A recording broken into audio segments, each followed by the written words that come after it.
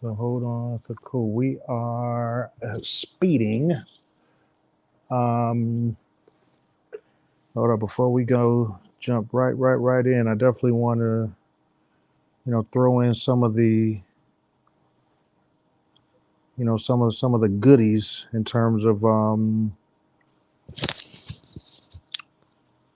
describing some of the things that you're into. I just had this stuff pulled up, man. Goodness gracious. I had my notes, man. I had my notes. Got like all of these different screens going on all these devices. Yeah, it can be a lot to manage and keep up with sometimes. Dude, I'm telling you, man, it's my organized confusion. Hold up one second. I know I just had it. I literally was just looking at this 10 minutes ago. Um, and then I emailed myself something. I'm like, oh, let me go ahead and just have this here.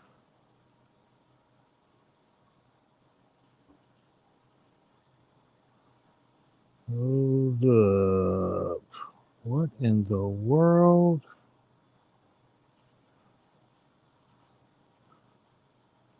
What in the whole entire world? I think this is it.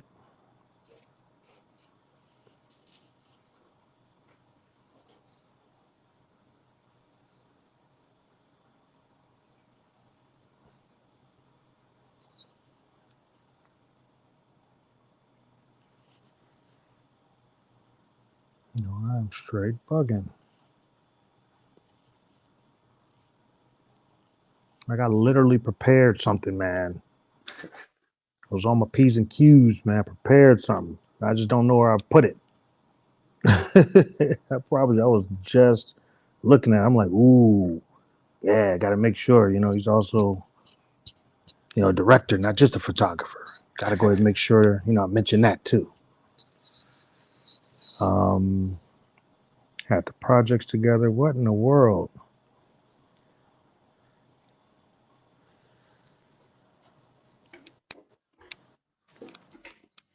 My devices are not speaking to each other the way.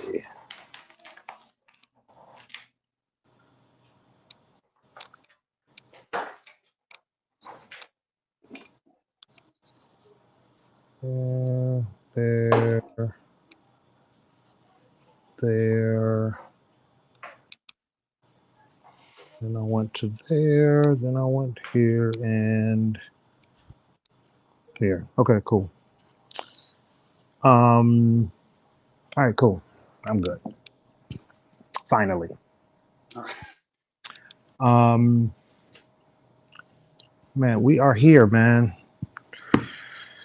Another, cool acknowledgement conversation, man. We got like a super awesome guy, man. I'm so mad. We're supposed to. We got introduced.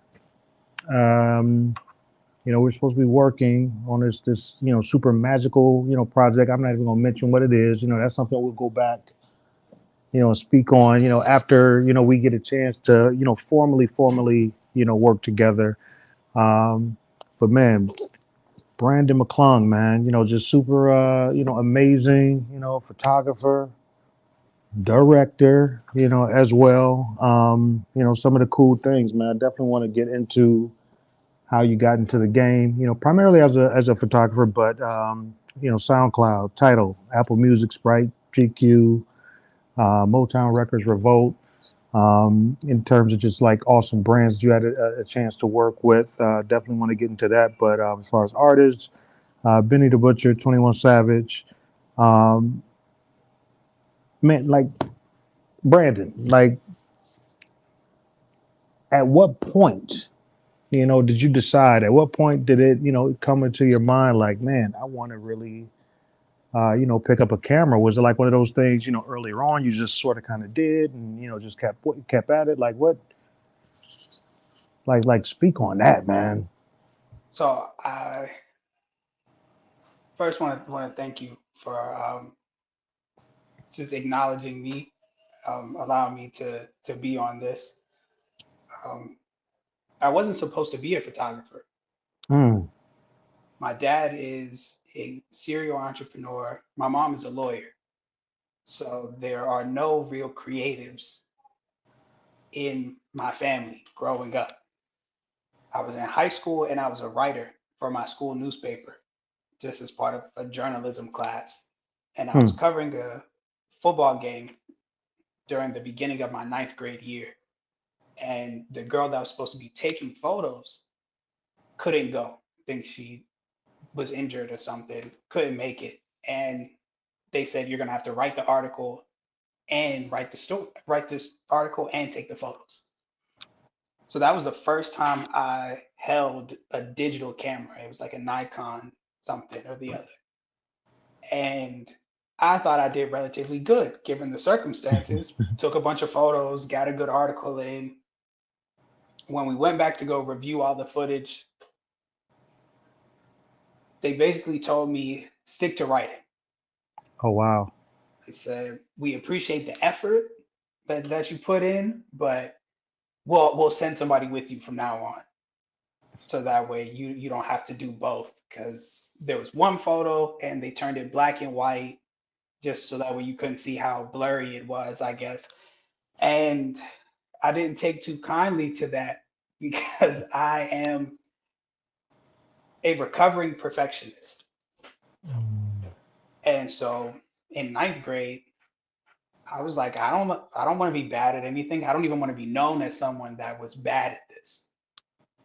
And I told them, I said, I want to keep shooting. Like I want to keep going to the games. I want to keep let me shoot another football game. Let me shoot a basketball game. Let me shoot a volleyball game. And there was a long line of people that were taking photos then, just from my high school newspaper. So I switched to video. So I created an entire video component for the high school newspaper. So that was where I got into videography. I said, okay, if maybe the still image wasn't good for me, but if I can capture moving, then I can tell the story that my writing is looking to say too. And I went from that to just kind of bouncing around Pittsburgh, which is where I'm from, Pittsburgh, Pennsylvania, and looking for ways that I can connect with photographers, maybe find some kind of mentorship or something. Nothing really panned out the way I hoped it would, but I did have a chance to experience what I didn't want to be. Mm. So I knew sports wasn't going to be my thing. I said it was just too high action for me. Video is cool, but for photos, don't want to do that. I shot a wedding. I was like a second cam on a wedding at like 14, 15. And I said, I don't want to do that ever again. So as I was researching, I was also working on my high school yearbook. And that was when I kind of started to pay a bit more attention to portraits and just the composition of those type of images. And by the time I was graduating high school, I said, I think I could make money doing this. It's Mm. like this kind of seems like it could work. And I got accepted into Morehouse, which brought me down to Atlanta. And I was immediately overwhelmed with the number of photographers that there were just in my freshman class. I thought I was going to be able to come down here and I'm like, yeah, I'll be the dude in my class that's the photographer. I didn't even own my own camera yet. But I was like, I said, I'll figure it out. I'll make it work. I got down here and four. There were four photographers just in my freshman class. Came in, already had portfolios, already had cameras. And I said, man, kind of got myself into a bit of a situation here. And went through fall semester, not really taking photos of anything. When I went home, back home for winter break, this is 2015. I went back to Pittsburgh, and my granddad actually bought me my first camera. It was my Christmas gift. It was a Canon Rebel T5, Mm. which is just like a basic kind of beginner camera. plastic stock lens. And he told me, he said, if this is what you want to do, this is my investment into your career. And I came back to Atlanta, came back on campus, and anybody that asked for pictures, I would take them. I think the Mm. first shoot I did, and it wasn't even really like a shoot, but I had a friend who was looking to be like an RA for one of the freshman halls, and she was like, "I just need a headshot," and that one set up just to take a headshot outside turned into a 3 hour photo session, and then we became friends, and then that was someone that I could just kind of build my portfolio with, Mm. which led me to starting to study a bit more studio lighting, or just lighting in general. Let me not say studio lighting, because I was way too intimidated of a photography studio. I had a black sheet in my dorm room my sophomore year. I had a black sheet and a desk lamp from Walmart. And I said, I'm going to figure out how light works. So if we block out all light that can come in the room from the window, and I take this little lamp, how does it create a mood? And when I was in high school, I took 2 years of like film study, Mm. just kind of dissecting classic movies, script writing. So I have a background just kind of in both still images and moving images, but the mood and the feel of both were always what stuck out to me. So the class that you took, was it a production class where you were actually touching cameras and So filming or taking images or?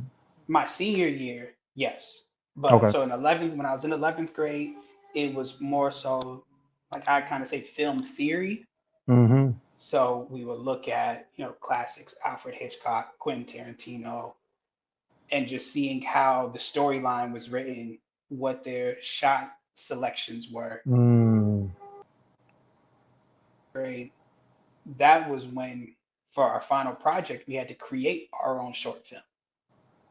So we had to write the script, write the shot list, shoot, edit, put together a soundtrack for it. So Mm. you just build an entire film. Okay. And I was just able to pull from, certain things. So I'm a movie nerd, love movies.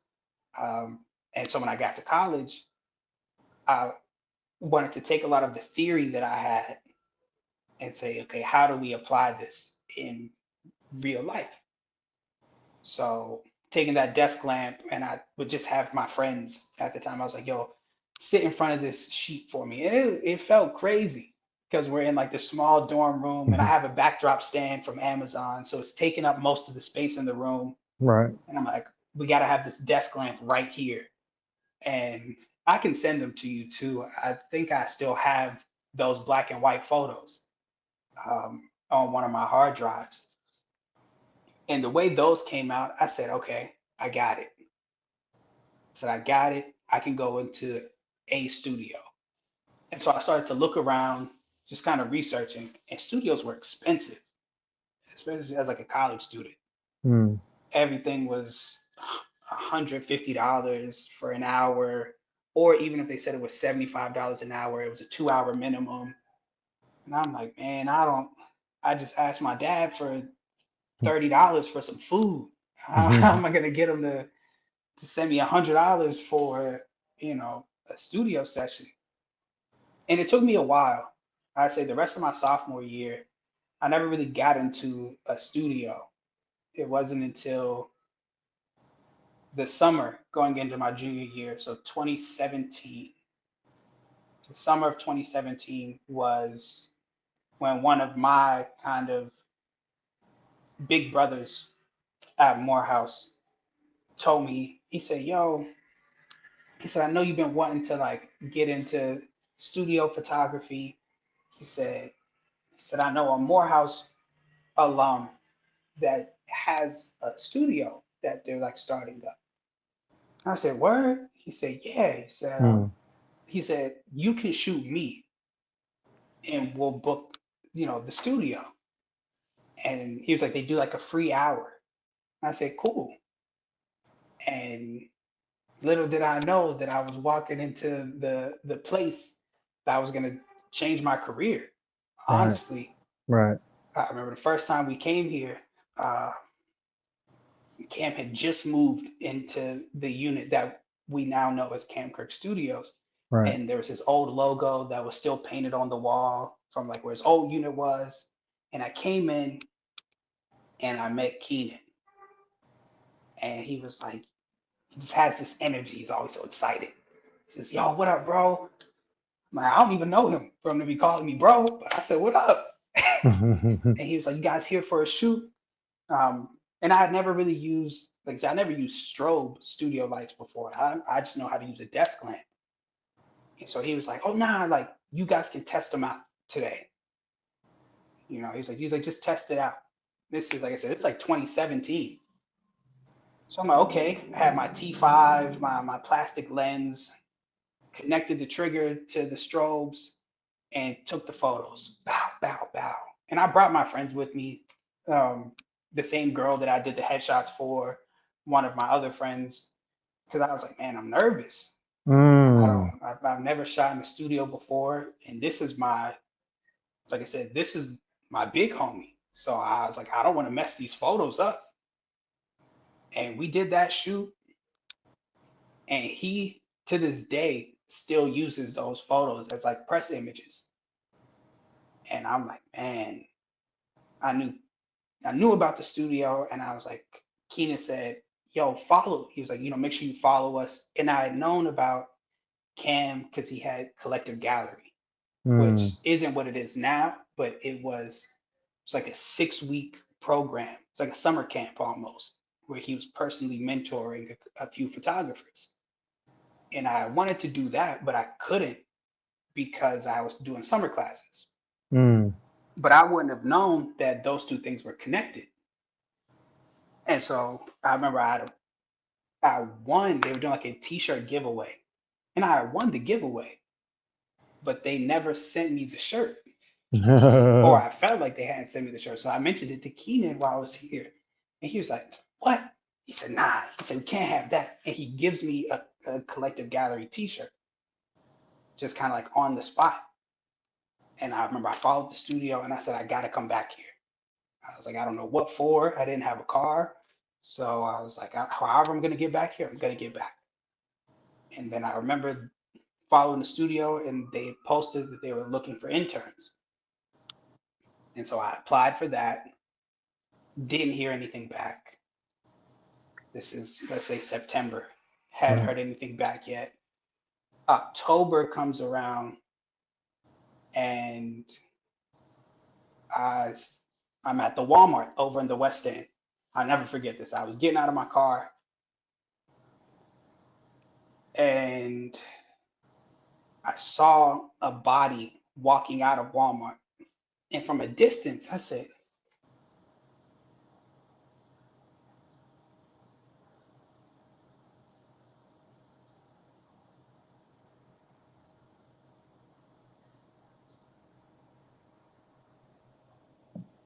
Snap.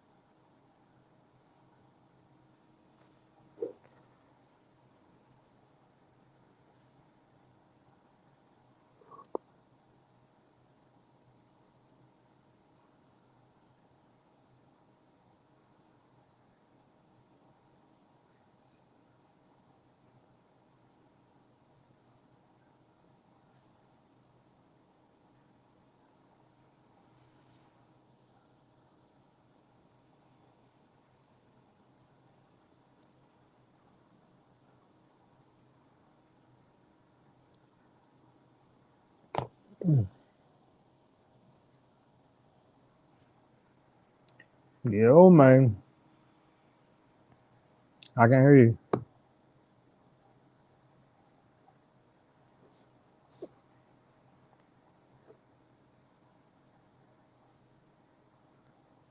Still no audio.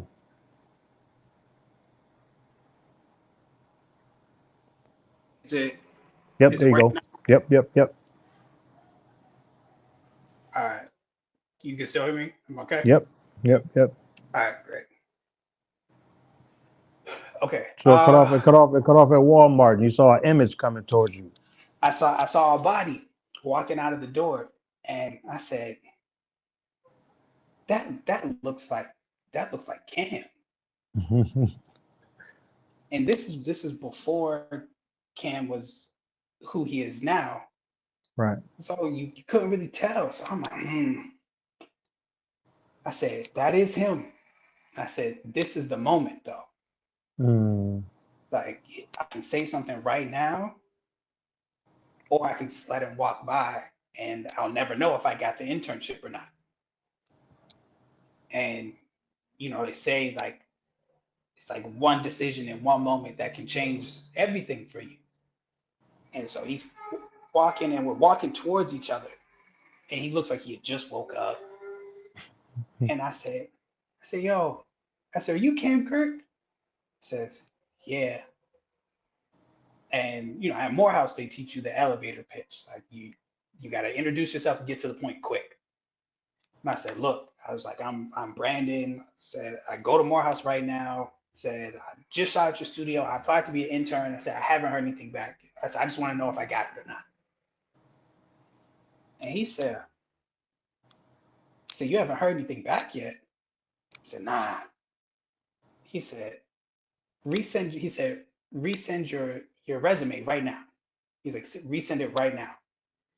And he calls up to the studio and he said there should be an email coming through from somebody named Brandon. Look over it and set up an interview. So it was that moment that I was like, man, one, that was cool as heck to me because it was one call and I had an interview. Those are things that they say happen in movies. I remember I came up here and I did my interview. It was Keenan and Skrill Davis, and I started like 2 days later. And so since 2017, I grew skill set, portfolio, all from being in the studio. Like I said, I'm a recovering perfectionist.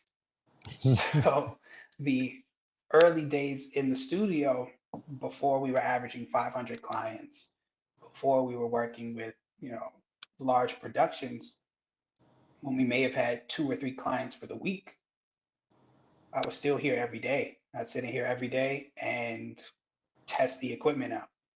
Mm. I said, if I could take photos that look that cool with a desk lamp, and if I can take photos that look that clean with strobe lights without knowing what I was doing, if I can dedicate enough time each day, each week, each month to perfecting all of these little components, I'd be one of the best photographers to ever exist. That was my thought Mm. process, even at like 19. And so I was sitting here, like I said, as much as I could. There weren't real shifts yet. It was just kind of you come up here whenever you don't have class. And I dedicated a month to each piece of equipment that we had in the studio. Mm. So I said, okay, we have one softbox. What all can I do with one softbox? And then once I felt like I perfected what I could do with one, I added in another one. Then I went from the soft boxes to an umbrella. I said, okay, how does this umbrella work? And I would leave here and I would go back home, go back to, excuse me, YouTube. I'd sit up till 2, 3 o'clock in the morning. There wasn't as much information as there is now with the increase of photographers, but I would watch videos, and I had a little notebook. It's like a little composite notebook, and I would sketch what I saw in the YouTube videos. I would draw out like Mm. a little backdrop. I said, okay, this is my backdrop. If my subject is X here and the camera here, in this video, they had a softbox here and then a V flat here. And I just had this little notebook of light diagrams. And I would come in the studio and I would try to recreate it. I'm like, okay, this worked. Okay, those settings weren't right. That I need to adjust that. And I just started to store all of this information. And over time, like I said, just as a studio grew, just trying to find more opportunity to create with more people, to do bigger shoots. I always had a feeling that I didn't want to be a birthday shoot, maternity shoot photographer. Mm. I always felt like there was more to it than that. Right. And it was just a matter of opportunity. I didn't know where the opportunity was going to come from or when. But I said I always wanted to be ready in case it did happen. And to my surprise, much to my surprise, I spent so much time perfecting studio photography that I kind of forgot how to do other stuff, like shoot events. Mm. And that was where a lot of the early kind of relationships and opportunities came from. A lot of early projects that I had weren't doing album covers or magazine spreads. It was, hey, A3C is having an event tonight. Can you go shoot it? Mm. And at 1920, I was A3C. I'll go. But there were a lot of early opportunities that I had that I never got a call back for because I wasn't properly prepared for those situations. I think even as many times as we want to be on the big stage, to have the big project, the big opportunity, what I learned and what I teach a lot of times too is being well rounded isn't a punishment. Sometimes you have to go be bad at something first so you can learn how to do it. Photography Right. is one of those skill sets that doesn't work in theory. You can watch YouTube videos, you can read books, but if you don't pick that camera up Mm. and go into that setting, you'll never master the craft. You have to be able to say, okay, if I walk into a room and there's no light, I can push my camera so far, but I need a flash. Mm. Even if I have a lens with a wide enough aperture, if I'm shooting an event, you can't shoot an event with a wide aperture because then the crowd falls out of focus. Mm. So it's like theory plus application is what allows for people to excel and thrive in spaces. And I remember there were a lot of times that I went back after getting opportunities and looking through the photos, and I used to blame my equipment. I would never blame me. I said, man, I got this beginner camera. I was like, this T5 isn't cutting it. So I need if I just had a full frame camera. I think then it was the Mark IV that was out. $2,000-$3,000 camera. Mm. Like I'm in college. I was like, That's I an didn't. investment. Yeah. Yeah. Yeah. Who? And so I started to look and I said, okay, if it's not the camera, if I can't change the camera yet, what can I upgrade? Never thinking, let me just take a flash and go shoot an event on campus Mm. to get more practice at it. I said, no, I need better equipment. I need better equipment. So I told my dad, I had again in that same notebook with the light diagrams, I had a list of lenses.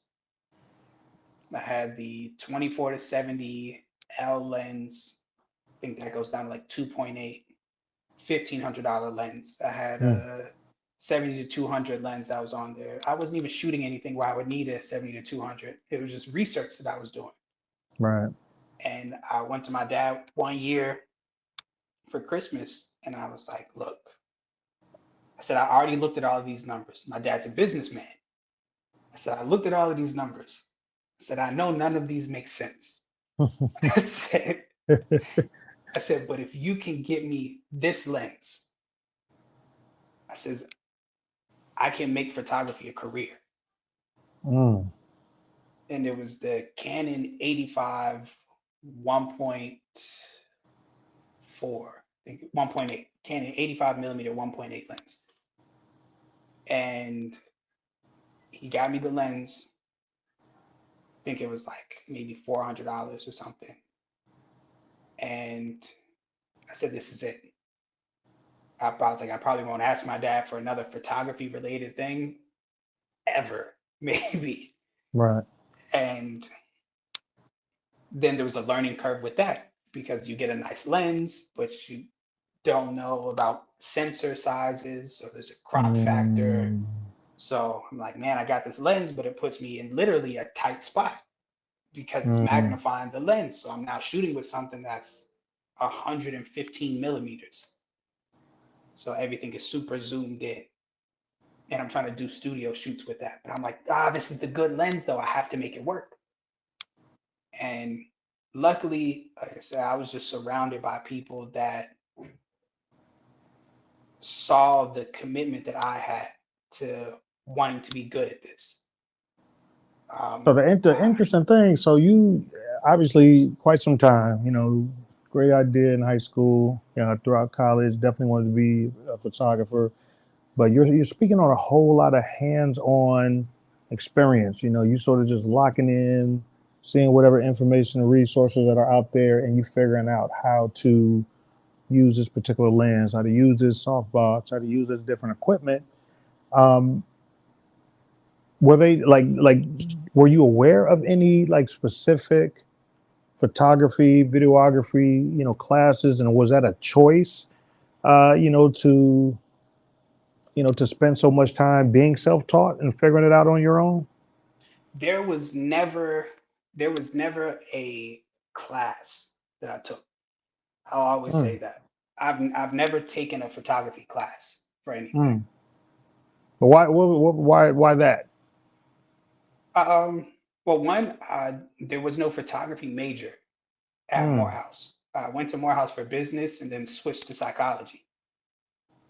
So even as I was starting to just kind of look at things, I was like, Morehouse was the only college that I applied to. So I would never go to another college. Oh, wow. So I have this very strong conviction with certain things in my life, where if this is the thing, I'm going to do this thing and this thing only. So when it was college, I'm going to go to Morehouse. And came to Morehouse, just so happened to build a photography career out of it. And when I said I was going to be a photographer, when I was going to be a photographer, I said, I'm not going to do anything else. When I was interning here at the studio, I wasn't getting paid. I wasn't getting paid in 2017, 2018. The business wasn't doing numbers enough to afford that yet. So when I quit my job at Staples that I had had for 2 months, my dad didn't understand that. He said, why would you leave something that's paying you to be somewhere where you're not getting paid? And I said, I'm gonna figure it out. Like this is it though. My dad used to always tell me growing up, he said, you can be good at a lot of things, but you never stick to any one thing. It's like you have to, at some point in life, pick something and follow through with it. And I'm a bit of an extremist. So, once I kind of realized photography was the thing, I said, I have to stick through with this. I can't be half in, half out and say, I want to be a photographer. Oh, but I want to go work at Staples. And in hindsight, which is when I teach and mentor a lot now, I tell people to not be like me. Like there's a very practical way to go about it. I feel like my life is a series of divine placements, and what worked for me might not work for honestly anybody else.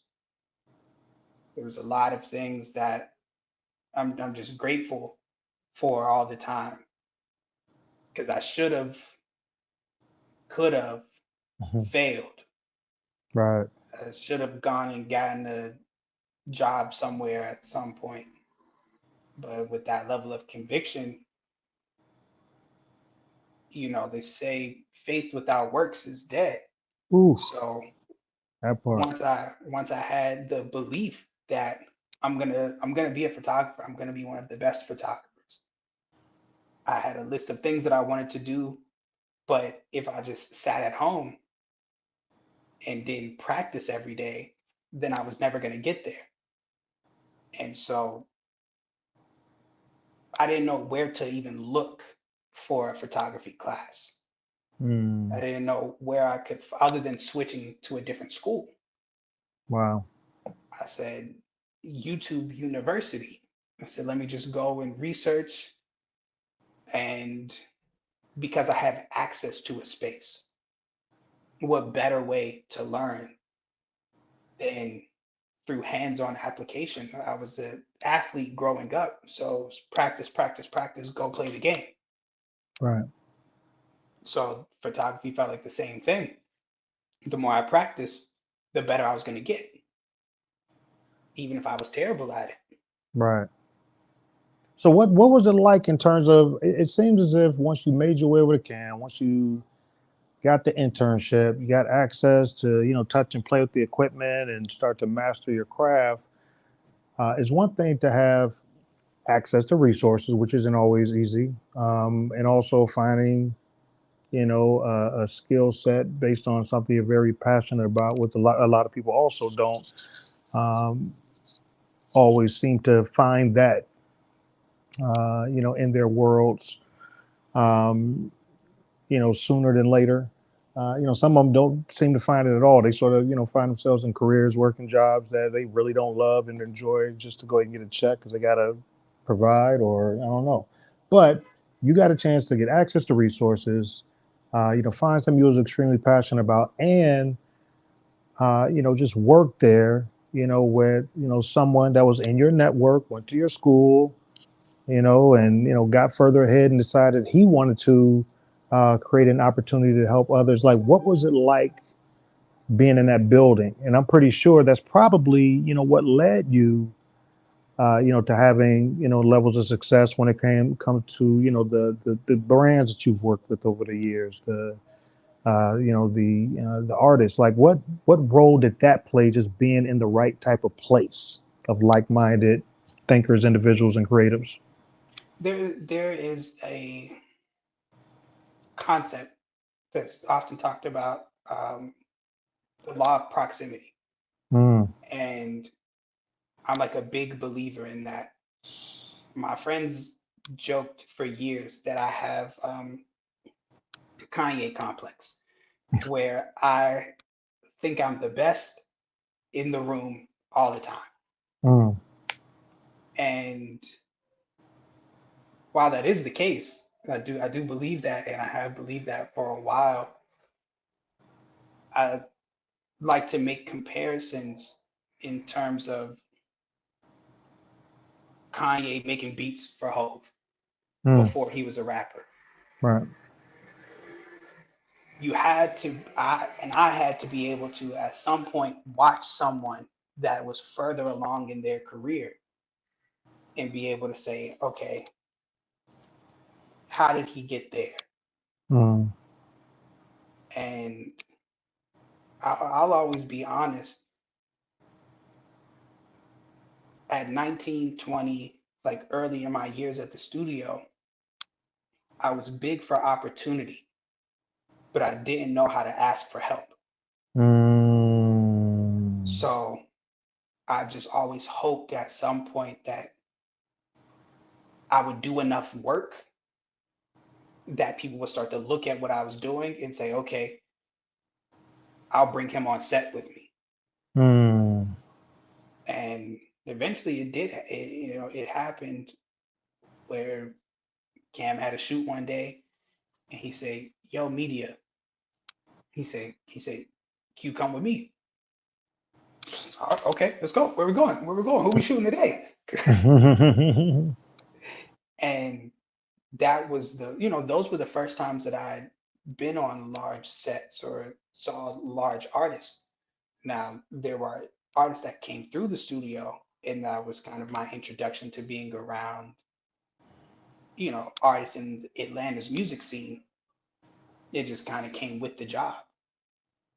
And you couldn't be starstruck. You couldn't, even if you were just playing their music in the morning or Right, the night right, before, you walk in and it's like, these are people. And I think that kind of helped in terms of how to navigate dealing with the industry. I right, understood the business component already, just growing up with my dad, and then applying it to this photography space. I think most people don't have someone to look at and say, okay, they're close enough to me for me to be able to follow the patterns. right. And Cam is a very open person in terms of what he did, how he got to where he is, and the hardships that came with it. So a lot of times he would tell the story early. Mm. Yeah, man, like I dealt with this and I did that. And because I did that, that turned into this and that turned into this. And now we're here. So I'm a big learner by avoiding mistakes or avoiding hurdles. I don't always like to call things mistakes, more so hurdles. Mm. So I'll listen to people that are further along um, than I am, and I'll ask, what did you do in this situation? Or if you could do this over again, what would you do differently? And then I just kind of take things like that and I say, okay, whenever I'm presented with a label that wants to send me a net 30, how do I navigate my finances that way? Or when I don't get tagged for credit for something, Mm. do I send everybody to the post and say spam the comments? It's like you Mm. could do that, but do you Right, sacrifice the relationship in the process? right, Like I right, said, right. because I didn't always ask for help, these were some of the things that I did. And then afterwards, I had to go talk to Cam and say, yo, bro, nobody ever called me back for this, or why do you think, they didn't tag me in that? Or instead of, which is why I like to teach now, because I like to be an open book up front and say, yo, I had my photo featured in Vogue and they didn't tag me on the Instagram post. So I sent everybody to go spam the comments and I still didn't get tagged in it. Right. Created this whole thing. I've been a photographer for 6 years before I shot a major artist on my own. I think Mm. there's one of the biggest things that I just kind of learned through being around Cam and even having conversations is understanding the long game in the photography space. Well, speak on. Sometimes, Let's get into that. Let's talk about. You already started to transition into how your journey shifted from being the young one in the room, who was figuring it out and got a chance to be in this great environment, and you were just absorbing all the information, absorbing all of the resources, being able to take advantage of like a lot of the great opportunities. And now you're in a position. How did that happen when you start to transition into like, okay, now I'm the big homie, and I'm got people that's under me who is looking for information and you were able to go ahead and I'm pretty sure see a lot of your early self in them. Speak on how that came to be and why do you think you gravitated towards it and why do you think that you're enjoying the process so much? I'd say I enjoy the process because I'm still in it. Mm. Um, I'm still learning. So you're like a There, young there, parent that's growing up with your kid, yeah. you know. So there's still projects now that I mean, call Cam or text him, or if I see him in the office, I'm like, bro, what should I do about this? Or how should I, like, I'm thinking about doing this. Should I do this? And he's like, nah, don't do that. Mm. Do this. Oh, okay. And I like I said, I like to be transparent and be honest. A few years ago, you couldn't tell me anything. Mm. I felt like I knew everything. Mm. And whatever consequence came with it, I was like, I'll take it. I'll take it. And I just learned anyways. So when I started to be able to teach, I was teaching fundamentals. Fundamentals have less to do with personality traits and just more about like comprehension. It's very technical. So I can teach camera basics. I can teach you studio lighting because these are things that if you can understand the fundamentals of it, you can work it however you want. I feel like some rules are made to be broken, made to be adjusted. So that's why I learned so much. So that way I can take it and then say, here, do what you want with it. Or show ways that I've kind of bended the rules of lighting or bended the rules of camera settings.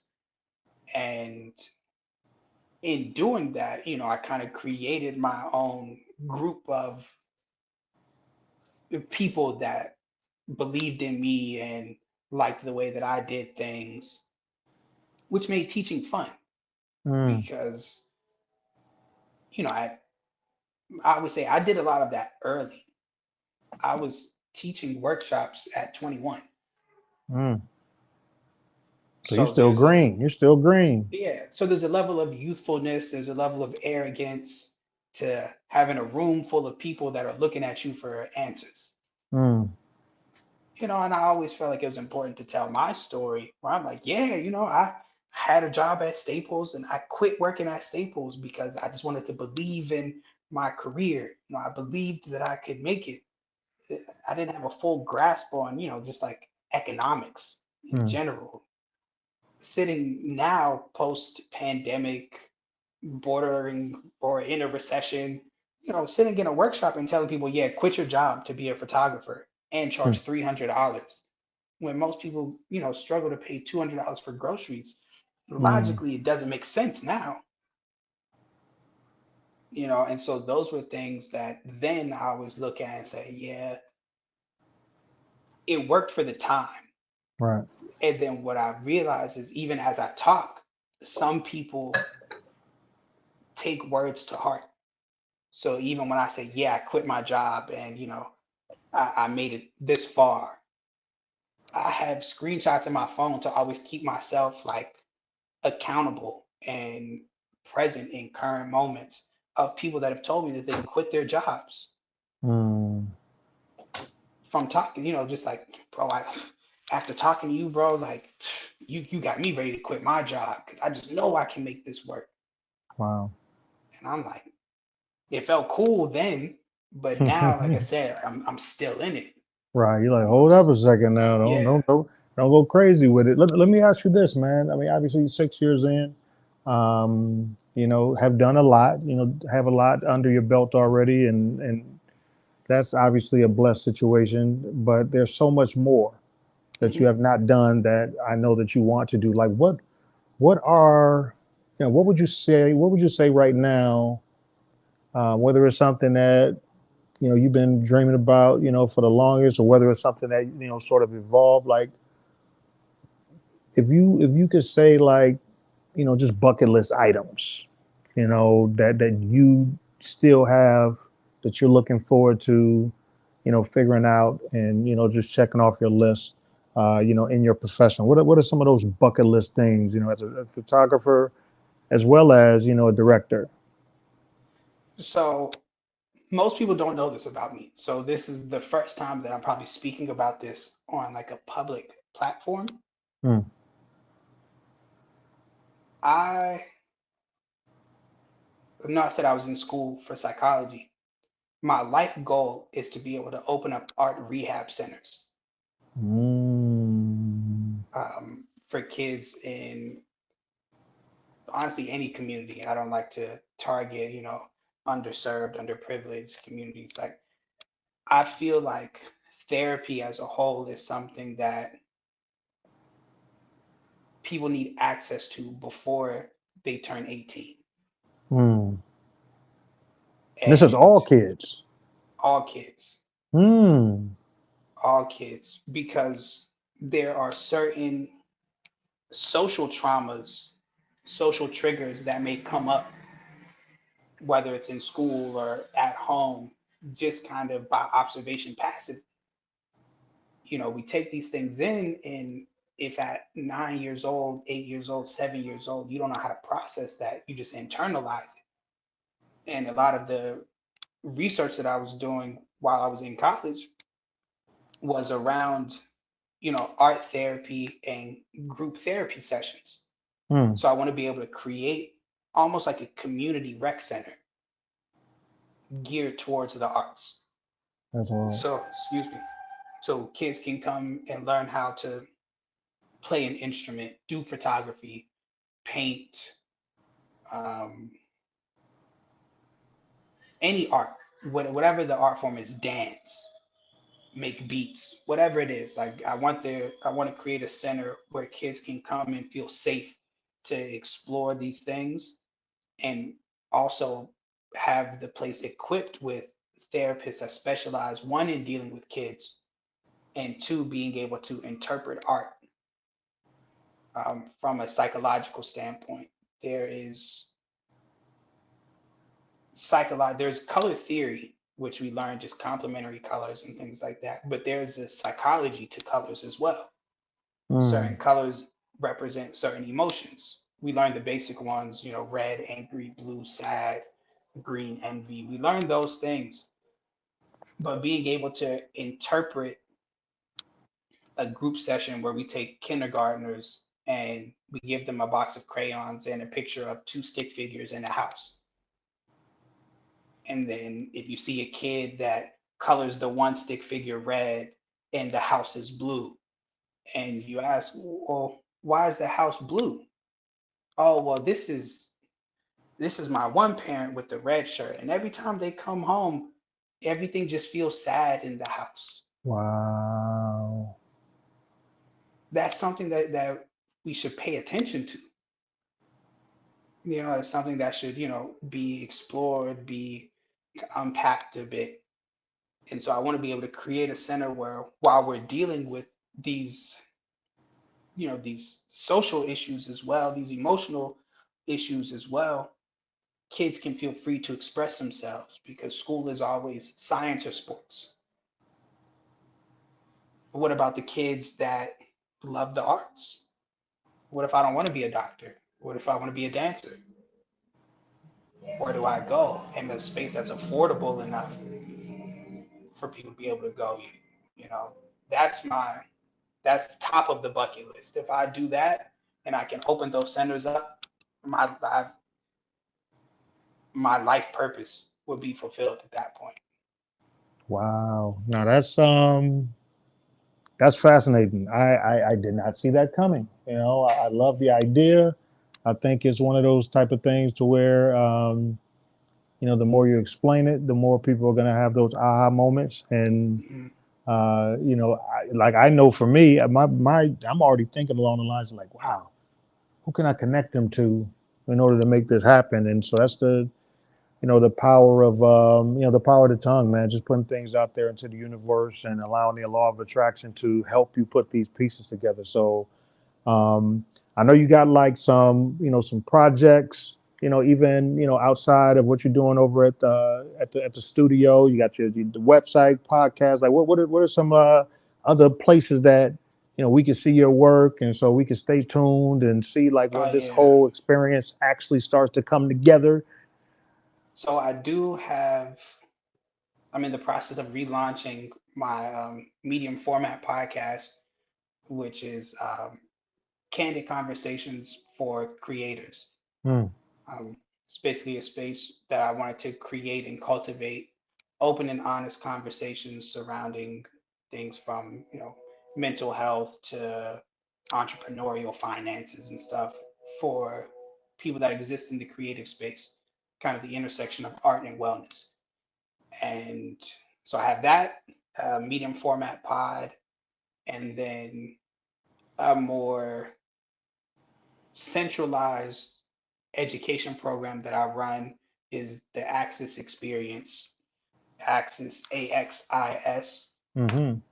where I wanted to create a very hands-on, intensive program for creators to understand all aspects of the creative process that they work in.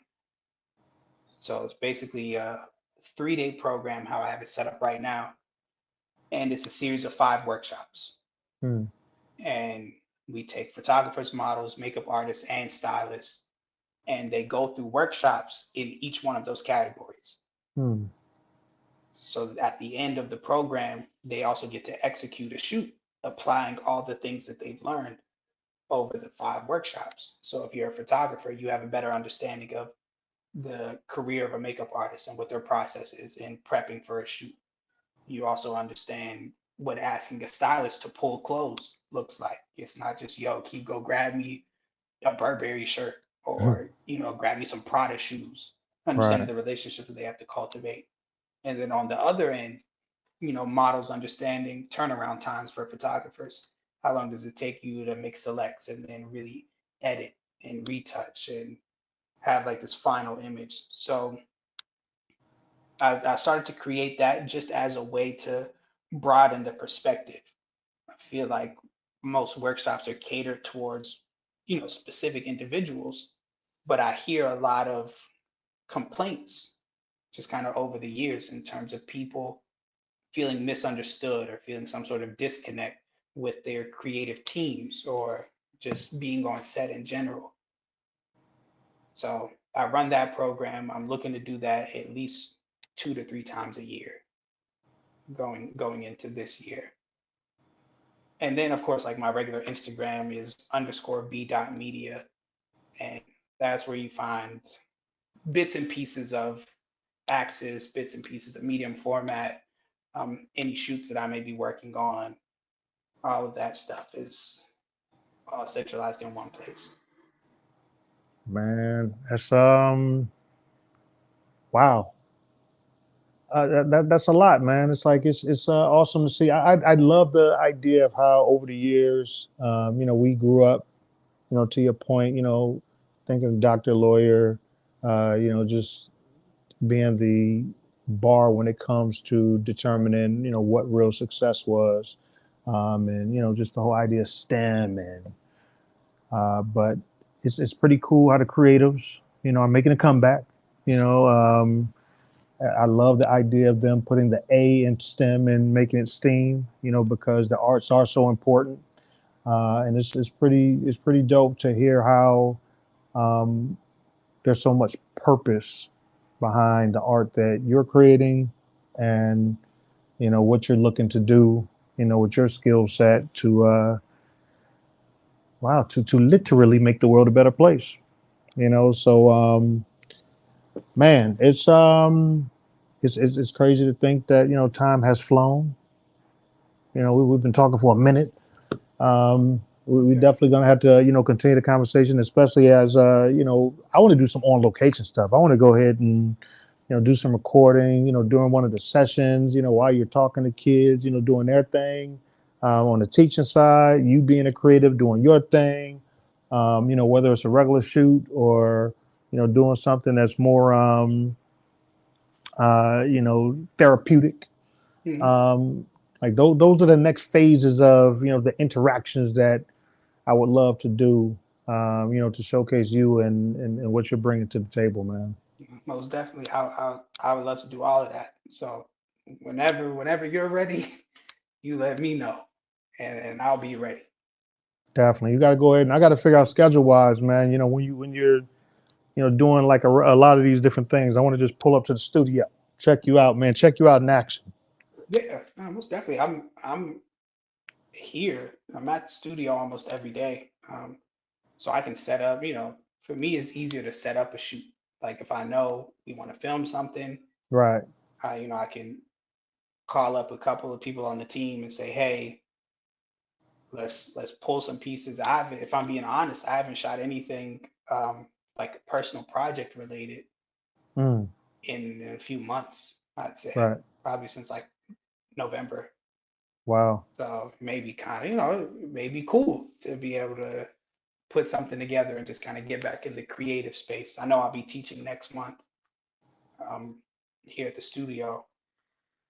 So yeah, like I said, I can always set up a shoot. That's nothing. Love it, love it, love it, love it, man. We definitely appreciate you making the time. Huge shout out, to Cam. Huge shout out to Shelly, who formally made the connection to let me know, Mhm. like, yo, you need to hit Brandon. You definitely need to hit Brandon. So, we got some work that we're gonna do together. That I'm excited Definitely. about. Looking forward to it. I love the creative space that we started going on, the project that didn't come through that we were both excited about. But there'll be so much. There'll be so much more. Yeah. But I'm excited that the opportunity that didn't happen led to you and I, connecting, me getting a sense of feel of who you are, what you're doing, and I was like, hey man, we need to rap still. Yeah. So man, this has been dope, man. This has definitely been dope. Brandon McClung, man, the Pittsburgh Steeler, coming down here, to the A, and repping the AUC. Morehouse man, definitely looking forward to sending more people your way, checking out your work. Appreciate you for making time for, acknowledgement. I know you're going to be a huge part of this brand, man, and all the directions that we're going, man. So I'm excited about, this being a formal first step of us, making the connection. Most definitely. Again, thank you for having me. Thank you for thinking of me, and just allowing me to share a bit of this space that you are creating. Absolutely. So, and until next time, man, Adele Henderson signing off. You know what I'm saying? Brandon McClung. We'll catch y'all on the next one. Definitely. Let me go ahead and end this recording. Yeah, that was dope, man. Dude, that was over an hour.